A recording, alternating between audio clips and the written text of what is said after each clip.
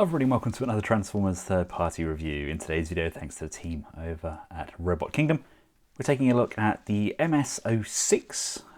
This is the 6th figure from Moon Studios. The 5th figure is actually en route, but the 6th has arrived first. This is their Cool Peak. Cool Peak is a rather odd name in my opinion. It's something I kind of say to somebody if they got a new baseball cap that I like. I'd say, yo, Dave Mentz. Cool Peak. That works, doesn't it? Now, Cool Peak, I believe, is based on Seizan from the Fight Super Robot Lifeform Transformers, aka Headmasters. And he turns into the Akucho 485-200 series limited express electric locomotive. Apparently. It's a quick look around the box. We've got him in his train mode, that is the size of the train. Got him in his bot vehicle and right arm mode. So let's take a look. There he is in all of his glory. That's a really nice head sculpt. You know exactly what you're getting from these, don't you?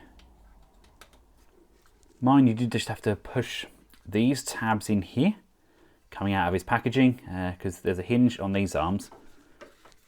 And there's also a hinge on here. This needs to be pushed in fully to allow these to come out, you see. This one's just going to keep popping out until we push that in firmly, like so. And now it should come out. I would like some ratchets on here really, but upper torso is a bit ratchetless. Nice clean backpack, some die cast there in those thighs. Accessory wise, he does come with a baggie, much like his other train formers. Can open this up. We get his gun, as you'd expect, and his coupling hook. And then we get part of his combined form.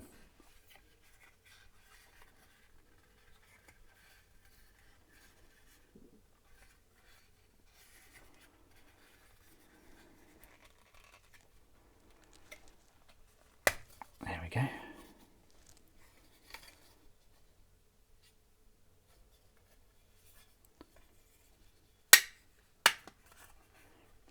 Peg in on there as well. Now I'm going to be a little bit cheeky because everything is fully combined at the moment. To give you an idea of scale comparison, I'm going to badly Photoshop the rest of the team in. It's just way too time consuming to keep transforming these up. I need 3 of them really. I need 1 in train mode, 1 in bot mode, and 1 for the combiner scale. But I'll bring in TE01. That's a good MP sized figure. You know what? This one's actually probably one of my favourites to look at. It's a very kind of Prime-esque head going on there, but that's actually a really nice homage to his animation counterpart. They look very, very similar indeed. But anyway, let me show you a scale comparison with the rest of his team. There's nothing kind of untoward with that scale, pretty much as we would expect. Slightly thicker paint on those kneecaps there. Articulation, head up, down, left and right, quizzical tilting side to side. Friction joints, shoulders, friction joints out, upper bicep rotation, bend on the elbow all the way up, rotation on that wrist, articulated fingers at 1-2 points per finger,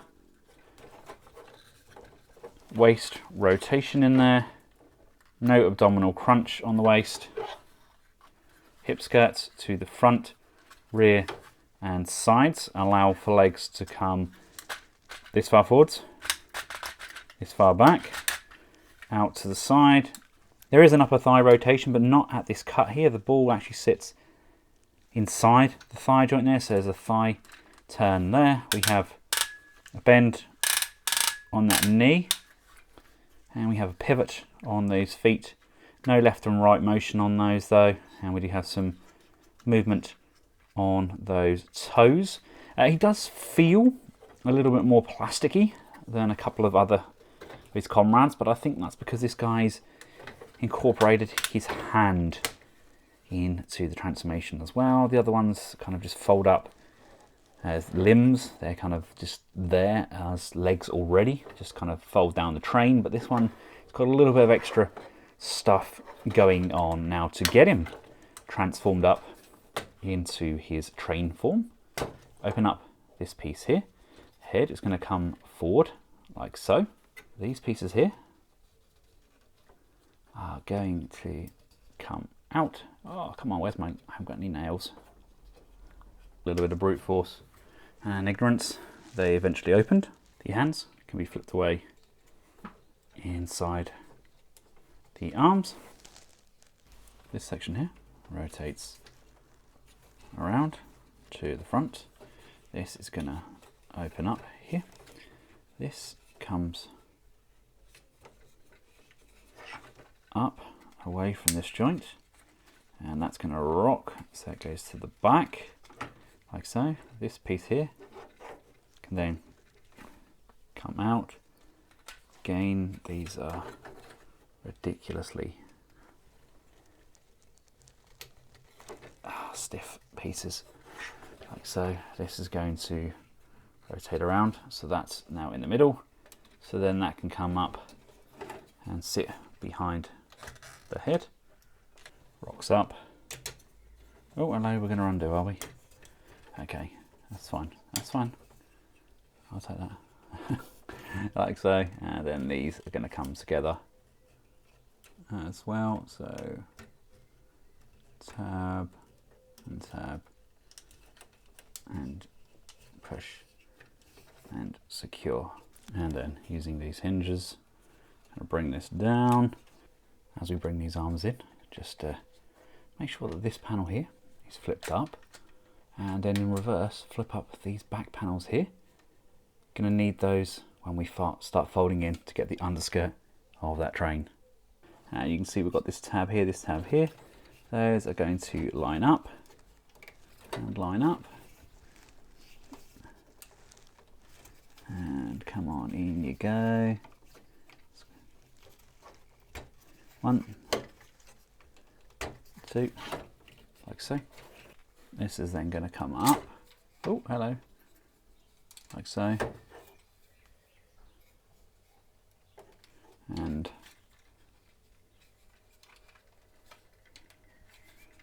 over, tabbing in like so.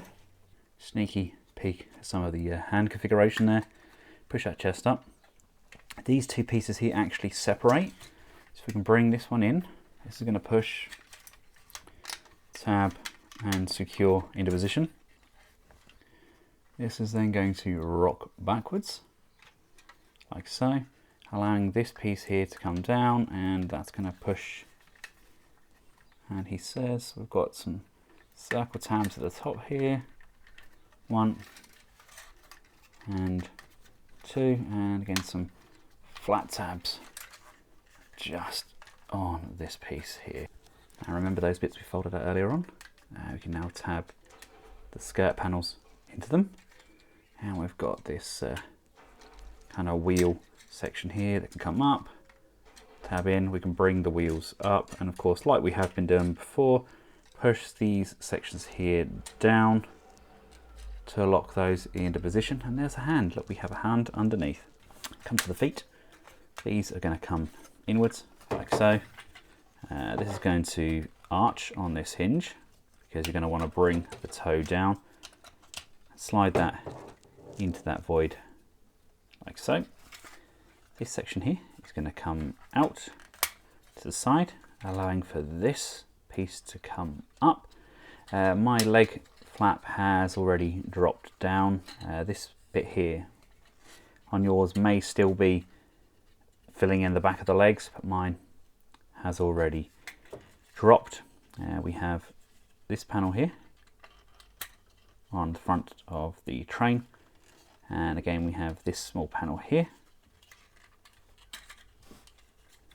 They're going to form the skirt for the front there. It's going to come up like so. This slides down out of this hinge, allowing for this piece here to come upwards. There is a skirt on the inside, which again can just flip down. This can then come all the way in, like so. And as we bring that back in, this panel is going to come back over and close off. These can then come in together. This will come down. These can just push and tab in together. There's various different points. This can collapse in to the void now. And again, they can just push and close off.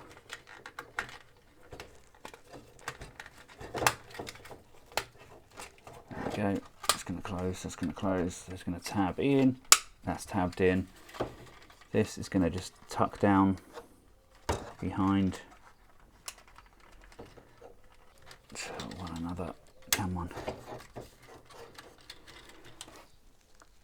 Here we go, so they can lock in on the underside there. This is going to come down, and this is then going to open up, and you want to straighten all of this out, and there's a tab here. So that's going to lock in to that leg and push and locate. Same with this side. Slide that in over there. Come on, in there. Push and locate that into position. Locate this one, locate this one. There we go, they're all in. Make sure that's all tabbed in, and then finally bring down this panel piece. It's going to slide, slide. There we go. Oh. There. One wonderful little train. I thought it would have had a pantograph. I thought most of the electrics had pantographs to kind of go up, but that is not half bad. Again, hand is clearly visible there, but that does exactly what it needs to. Oh, hello. Missed you, haven't I?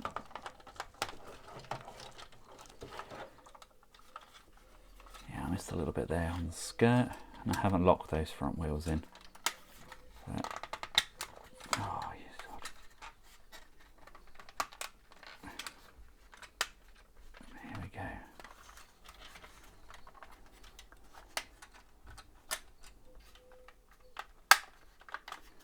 In my opinion, that's definitely one of the better looking train modes. Very kind of reminiscent of his G1 counterpart, especially the toy. Quick scale comparison because I had them to hand. We've got MP10 there in his vehicle mode, and we've got the Generation Select's Cyclonus. So now these two actually look pretty decent scale wise. I think MP10, you know, the trucks and trains, I think unless they actually bring in mass shifting, it's going to be incredibly difficult to kind of match that up. And for those interested, yes, Astro Train is not the only flying choo-choo. Now this chunky monkey is our first of the arms. So if we just fold these sections in, we can bring the hand in, and this is actually going to slide out. That's the hand. That's a good looking hand. That comes around, and that's going to push and tab and secure on to the underside. This piece is going to lift up, as to is this front panel. This midsection, he says, come on, if I can just pry this away.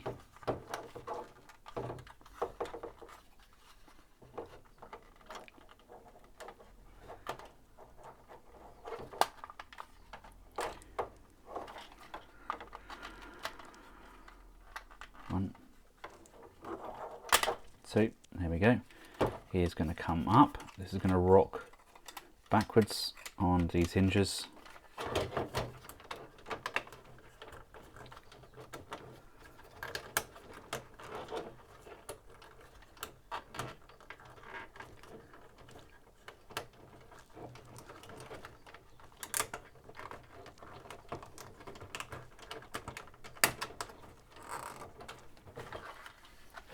And then that's going to sit back into those slots. Realised I hadn't secured this piece together. This just shifts over left to right and goes in there nicely. This sits up slightly higher, so this is going to sit back on here like so, and like so. Oh, come on, in you go, in you go, in you go. Line up, everybody, line up, line up, line up, everybody, line up. Bubble guppies. Oh dear, I love having kids. Right, there we go. That's slide in there nicely. Unfold these panels. These are going to come back inwards, and they are going to push and locate back in. This section here is going to close off. This front cab piece detaches, and those are going to separate. Come on. There we go. These can be brought up, and these push down and push down. These come up, and he says, there, the feet sections can come back up. Do that with both of the feet. To disengage the wheels. Basically, we're going to slightly reverse what we did earlier on. This is going to come up, this is going to come out. This here is going to come out and fold inwards as well. And this is going to just come up to give us a little bit of room. Slide that out, slide that back on itself, like so. This here pushes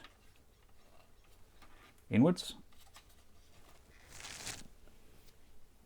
and these wheels are going to come up, and those are going to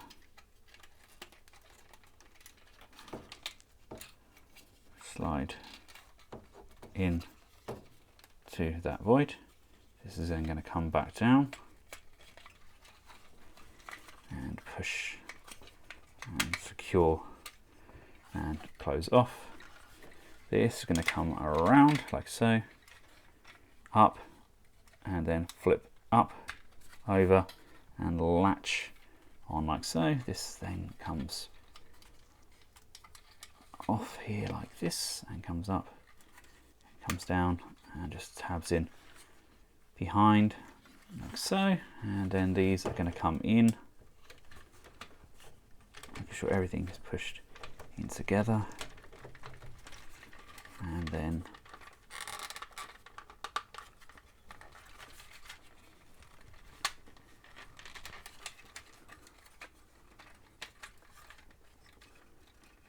come on.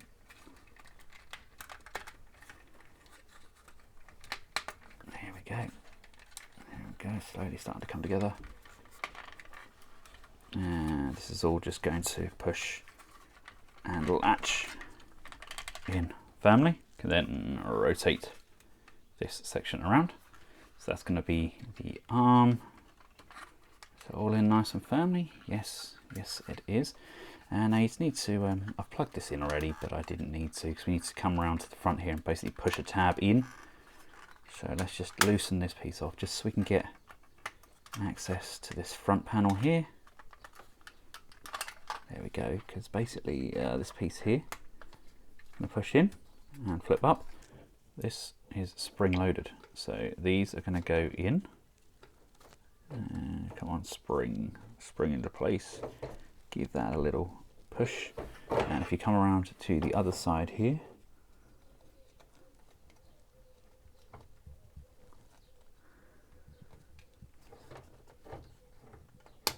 pushes and locks into place, holding this all extremely firmly in, and then we can just refit this and this. This is going to come down and push and lock into position. Come on, there we go, that's in, that's in, that's in, those are in, that's in, and push and secure those into place.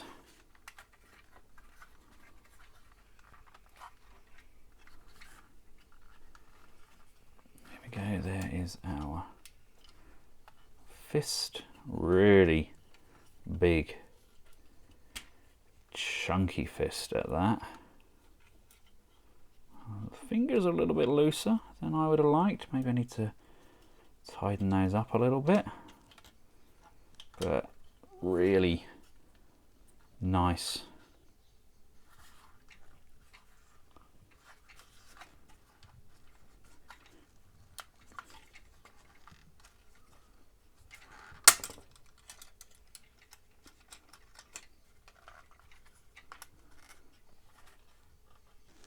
The paint is very stiff on mine, but we've got that lovely tight ratcheted joint hidden away on that waist there as well. Let's bring in the rest of Raiden.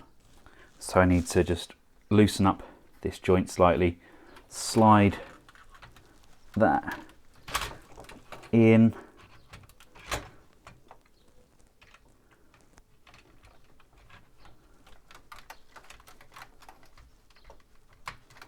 bring in the joint to the other side, and then you have to line everything back up, which is easier said than done when you're suddenly got an arm inside that joint.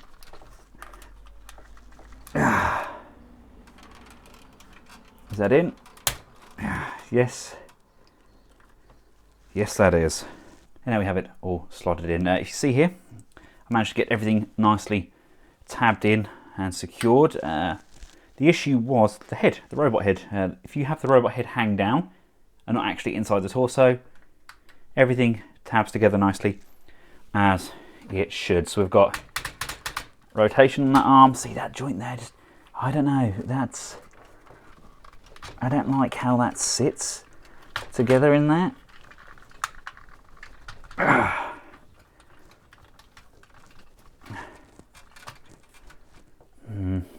don't know, I mean it is staying, but you have to really kind of nip it together to get it to hold in there. We've got that rotation there, it comes out to the side on there as well. We've got the rotation on the bicep there, got that bend there as well. We can bring the arm all the way out. We've got that fully articulated hand as well, albeit my fingers are a little tiny bit loose for my liking,